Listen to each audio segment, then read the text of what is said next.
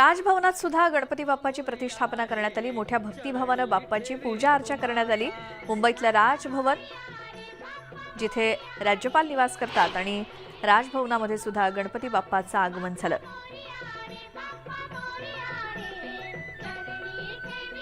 राजभवनातला हा गणपती बाप्पा, राज्यपाल भगतसिंह कोश्यारी यांनी गणपती बाप्पाची पूजा केली आणि संपूर्ण राजभवनामध्ये आज भक्तिमय वातावरण। गजानना श्री गणराया आधी वंदू तुझ मोरया, गजानना श्री गण